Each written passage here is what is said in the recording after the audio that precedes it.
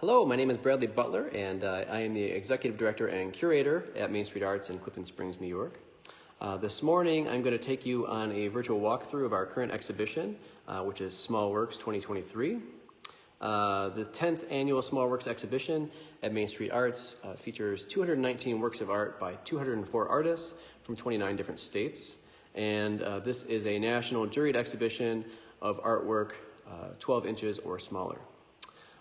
This annual show is always a crowd favorite, and it holds a special place in our hearts here as well. It is rare to see so many great works of art in one exhibition, and the one thing I love most about Small Works is the way it brings so many different styles together in one exhibition. So let's take a look around the show, and I'm also going to show you and share with you a little bit about the 13 award winners for the show. So first, a look around.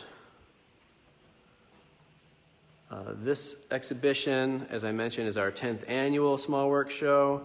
And each year, you know, as the person that does the layout and installation of the show, you know, I always have this feeling that it's always the same, but always totally different at the same time. The show gets installed in this kind of salon style manner, which is very fun and rewarding from a curatorial standpoint. But each year it's kind of like fitting together a puzzle. So in a way it's the same.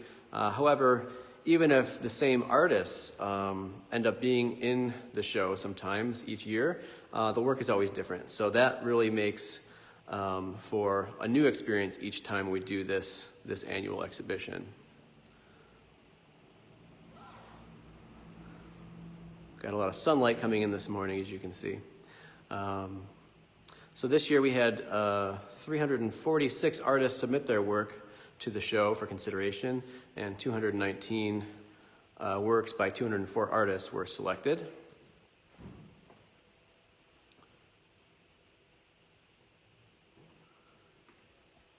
Step into the next room here.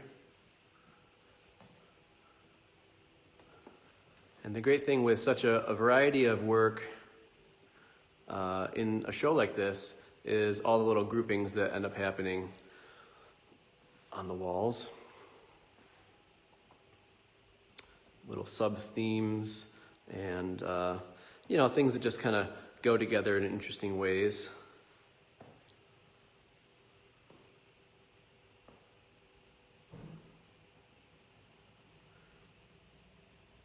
And if you've not had the chance to visit the exhibition in person yet, there's still plenty of time. The show runs through December 22nd, Friday, December 22nd. And when you're here in person, you can vote for your favorite. The People's Choice Award votes will be able to be cast through the last day of the exhibition on the 22nd. So as I mentioned, there are 13 award winners, and I'm going to show you each of them and share a little bit about each person's work. So first, I'm going to start with the Best in Show, and that is for this nice little graphite drawing over here. So this piece is called What We See, and it's by Cody Lee Fant from Brooklyn, New York. Cody is a visual artist and animator based in Brooklyn, New York. She graduated from the Rhode Island School of Design with a BFA majoring in animation. And she says of her work, my work explores concepts of ethereality, femininity, and existentialism through surrealist compositions and classical art motifs and symbolism. I primarily use traditional techniques to visualize my exploration of these themes, primarily traditional drawing with a focus on detailed hand rendering, as well as digital processes and animation.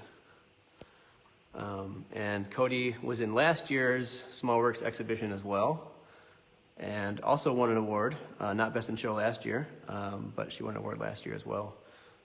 And I think you can see why. Really great piece. So we also had 2 Main Street Arts Choice Awards. And so the first one we'll show you is Kihiro Makio for the piece Pectola Lake. And this is a piece made of sterling silver, labradite, sequins and glass beads. And this artist is from Corning, New York. A lot of great little details in this piece. So Kihiro has always made little art since childhood, and now she calls her creative process a career. She feels so lucky to have the passion and the place to pour her creativity or her creative energy into, and to see and hear from her customers who end up with her creations. And in her statement, she says, "When I'm creating my work, I feel like the luckiest person on earth for having this as my passion in my life. The project doesn't always go smoothly, but I know that I will figure out a solution eventually, and I enjoy the challenge each project brings my way." And I think that's a great way to sum up the creative process. It's just something we're along for the ride, really. Things don't always go according to plan, and often, little surprises will come along the way, which is, I think, a great thing to be able to come to terms with and appreciate. You can kind of see the stone from the top view there. And spinning back around here, back over to this wall for the other recipient of the Main Street Arts Choice Award. And this is Sarah Ellen Smith from Clayton, New York, for a mosaic piece called Judith and Holofernes. A popular motif in art history, I would say. Sarah Ellen Smith is a working and teaching artist with 45 plus years in commercial art, glass lamp work, jewelry, film developing at Sports Illustrated, and 12-year collaborator at St. Lawrence Pottery in Clayton, New York. She now pursues mosaic art in her studio and teaches at the Thousand Islands Art Center. Judith and Holofernes, the subject of artists since before the Renaissance to modern times, a story of violence and victory against an oppressor resonates. My Judith is more of a Judy, a nice girl, but not to be underestimated. Cautionary tale or allegory may be decided by the viewer. All the little details, really great to see.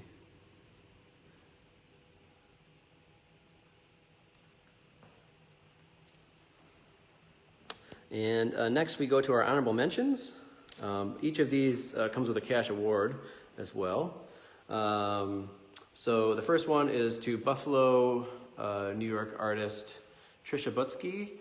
This piece is called Entangle Number 3, and this is a graphite drawing on paper.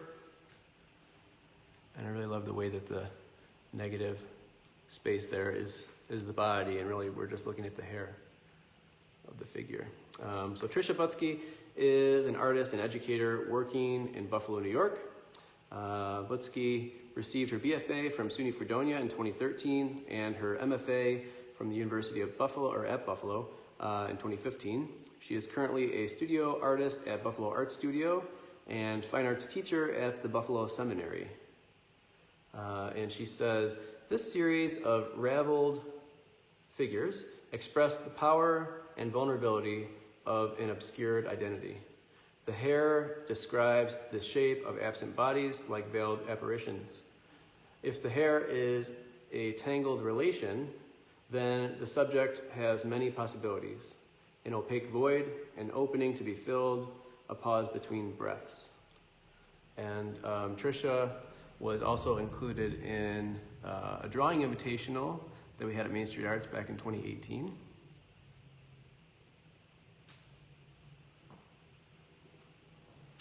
And then just a couple down here, the next honorable mention went to Katie Goosen from Plattsmouth, Nebraska. And this piece is called Spiraling to the Top, and it is a silver gelatin print with embroidery thread. And Katie Goosen was born and raised in Bellevue, Nebraska. In May of 2022, she graduated from Metropolitan Community College with an associate's degree in photography. She has been pursuing her career as a photographer for over 3 years now, behind and in front of the camera. And she says, over the course of 11 weeks, I created 78 pieces. I poured my whole being into every stitch, etch, glue, and cut, and I would not change a thing. And this is one of 2 pieces from Katie in the show. Next one, we're bouncing back and forth between these 2 walls, it looks like. This one is a piece by Madeline Corsaro from Geneva, New York. Madeline actually just took part in our plein air painting event that we did back in September, and she also taught a mono print class for us here over the summer. So this piece is called Phases, and it's an oil painting on paper. Madeline started her art career as a little girl selling comics to her family members for 25 cents. No one told her to stop, so today she has an art studio at the Cheshire Union where she also manages the gift shop and gallery. And she says, my goal as an artist is to create work that speaks to me. My goal as an artist is to create work that speaks to what it means to be human. I take what I observe in the natural landscape and what I feel in the surreal dreamscape and merge them together. I work in oils, traditional printmaking, and mixed media. Trying to get you a view of it without the glare. And the next honorable mention piece that we'll look at is by Ariana Padovano from Providence, Rhode Island. It's this piece right here. And this is called Patchwork 3. It's woodcut on Ingress paper, beeswax, and thread. And actually students from our after-school art experience classes were looking at this piece and making their own projects based on it, which is always a cool thing to see. So Ariana Padovano is a printmaker and textile artist based in Providence, Rhode Island. Their work focuses on the combination of printmaking and textile processes to create hybrid images and objects. They are a recent graduate of the Rhode Island School of Design, where they received a BFA in printmaking. And a statement here says, my work is highly process focused, centering on the combination of printmaking and textile disciplines. My pieces synthesize woodcut, weaving, and quilting to create works that question the boundaries between material and image. I believe deeply in things that are laborious and handmade. And it's really cool. The beeswax makes it so you can see through the other side of the paper, which I love.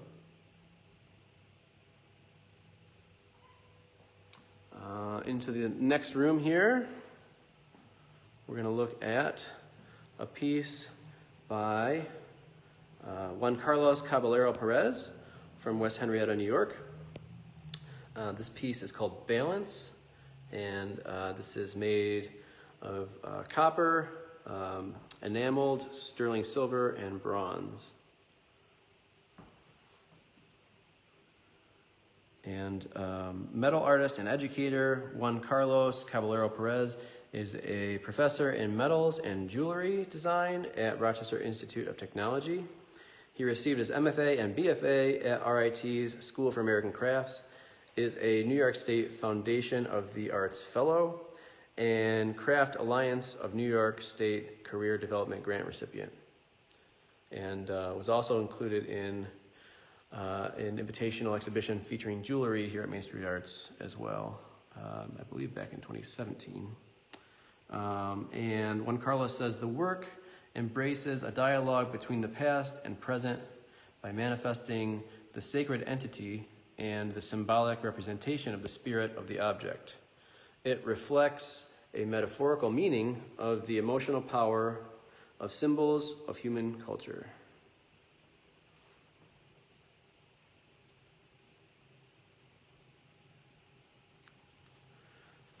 And the next one we'll look at is Savannah, Georgia-based artist Heather C. McCrae for the piece called Nan. And this is an acrylic painting on paper mounted to panel. Hopefully we don't have too much shifting light here from the sun. And Heather C. McRae received her BA with a concentration in drawing and painting from Hartwick College, studied printmaking and painting at Glasgow School of Art, and received her MFA from Savannah College of Art and Design in 2012. Heather works and lives in Savannah, Georgia. And she says, my work explores the human relationship to the environment. This interest wavers between direct representation of environments and structures, as well as the deconstruction and abstraction of observed forms, use of and absence of the figure, and plays with narrative and memory in the context of space.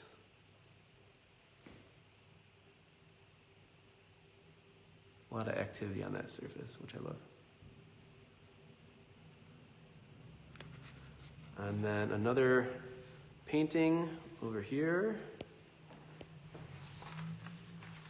And this piece also received an honorable mention. This is David Enriquez from Portland, Oregon, for the piece Tijuana. And this is an acrylic painting on Arches paper. David is a figurative painter and sculptor based in the Pacific Northwest. He was born in the southern Mexican state of Oaxaca, but moved to the U.S. at a very young age. His Catholic upbringing and childhood memories of his homeland are constant sources of inspiration for him. And while this one won the award, there is a second, this one won the award. There is a second painting here as well by David. So you can see both of them there. And David says, art making for me has become a form of self-guided therapy. I am able to reflect on ideas and emotions. Some of the themes that I explore in my work include identity, politics, and religion. I incorporate art historical imagery into my works to create visual commentaries on contemporary issues. So you see both of those paintings there. And then just a few more people to look at here. Next, we're going to look at Stephen Petrowski from Rochester, New York. And this painting right here called Rites of Passage. It's an oil painting. And Stephen Petrowski has pursued painting in the upstate area, producing regional landscapes, still lifes, and work based on the imagination, folklore, and myth. And he says, there's nothing better than painting. Endless subjects to express and countless ways of going about creating with it. You see a lot of really great detail, use of light.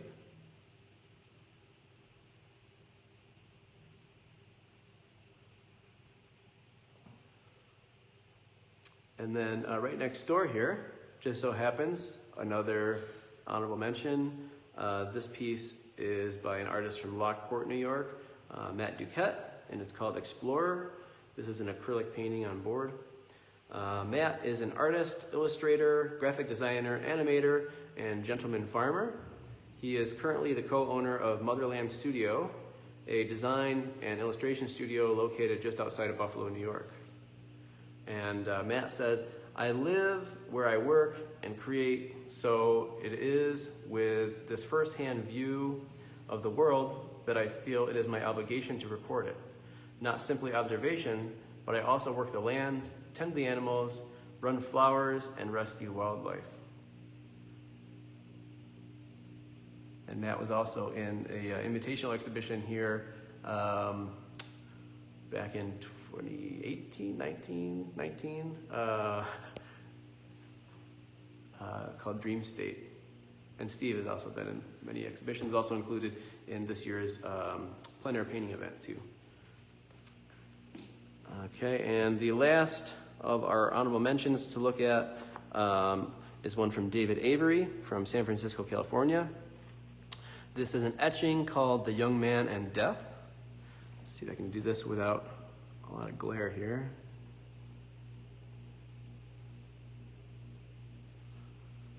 And David Avery currently works in his home studio in San Francisco, California. His work has been noted in the New York Times, the Boston Globe, and Washington Post, and is included in many museum collections. He has participated in over 200 competitive and invitational exhibits and won numerous awards. And he says, "We seem to live in an age where words, images, and objects have been looted of meaning. So I have come to think of the etchings I make as being miniature Rorschachs, acting upon the experiences and senses of both the careful viewer and the artist." So we'll try